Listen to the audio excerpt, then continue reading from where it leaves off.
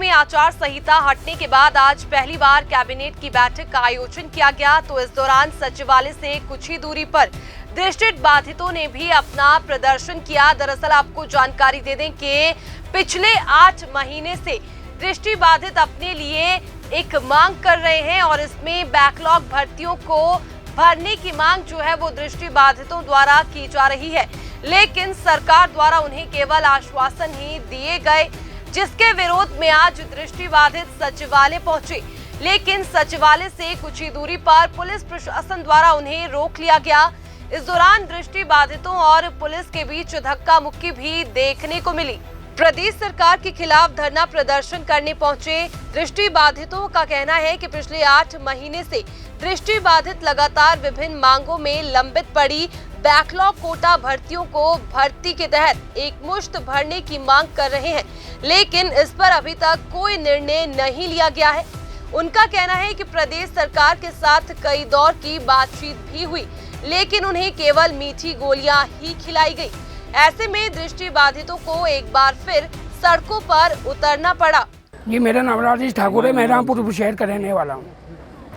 देखो, इस सड़कों पे जो हमारे उतरने का मेन कारण है वो हमारी मजबूरी बोल सकता हूँ मैं अपने हिसाब से, क्योंकि सभी लोग जानते कि हम पिछले 8 महीनों से धरने पे बैठे हैं और जितनी हमारी बैकलॉग का बड़े बड़े डिपार्टमेंट जो हमारा बैकलॉग का कोटा बचता है, हम उसके पाने के लिए सड़कों पे उतरे हैं। पिछले 8 महीनों से हम धरने पे बैठे हैं, लेकिन प्रदेश सरकार के साथ हमारी जितने भी मीटिंग आज तक हुई और प्रदेश सरकार ने हमें आश्वासन दिया, झूठी गोलियां खिलाई, मीठी गोलियां खिलाई, जो कि जिससे कि किसी के घर बसर नहीं चल सकता। हम चाहते हैं कि जितने भी डिपार्टमेंट हमारे बैकलॉग का कोटा है वो एक लगत, और जितने भी डिपार्टमेंट बड़े बड़े डिपार्टमेंट हमारा बैकलॉग का कोटा बचता है, हम चाहते हैं सरकार से कि वो भर्ती मेले के थ्रू भरा जाए, ताकि जितने भी हमारे दिव्यांग साथी है, दृष्टिहीन साथी है, उनका गुजर बसर चल सके, उनका परिवार चल सके और वो अपनी टांगों पे खड़ा रह सके।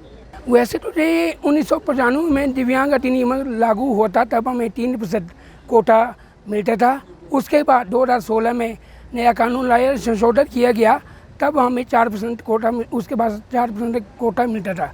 लेकिन प्रदेश सरकार जब भी कोई भी भर्ती लाती है, उससे जो हमारे अधिकार है कैडर के थ्रू पोस्टें नहीं भरती है, जिसमें कि जितनी भी पोस्टें हमारी निकलती है, सबसे पहला अधिकार जो हमारा दृष्टिहीन समाज है उनका होता है। लेकिन आज की डेट में वो कैडर सरकार फॉलो नहीं कर रही है। हमें हमारे अधिकार इसी तरह से मिल नहीं पा रहे हैं। हम चाहते हैं कि प्रदेश में वैसे तो 500 से 700 दृष्टि बाधित है और हमारे साथ अभी 70 से 80 लोग आए हैं।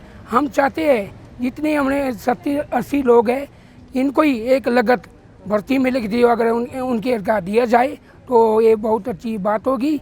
वरना जैसे हम 3-4 बार चक्का जाम हमारे अधिकारों के लिए अपने कर लिया है, वो चक्का जाम हम अभी भी करेंगे अगर हमें 5-10 मिनट के अंदर सीएम साहब मिलने का टाइम नहीं देते हैं। और जितने भी हमारे नेत्रहीन साथी है, आपको पता है नेत्रहीन होना अपने आप में एक बहुत बड़ी बात है। देखो, अगर हम घर से निकलते हैं तो हमें तो किसी दूसरे का सहारा लेना पड़ता है, दूसरे का सहारा लेना भी पड़ता है।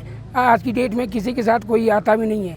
अगर हमारे साथ कुछ चोट आई, हमारे साथियों को किसी को लगी लुगी, उसका जिम्मेवार प्रदेश सरकार होगी, पुलिस प्रशासन होगा, क्योंकि हमारे आज तक गले में आ चुकी है। जब पानी सर से ऊपर चला जाता है तब इंसान अपना आपा खो बैठता है, वो आपा हम भी खोने वाले हैं, इसलिए हम सड़कों पर थोड़ी देर में उतरने वाले हैं।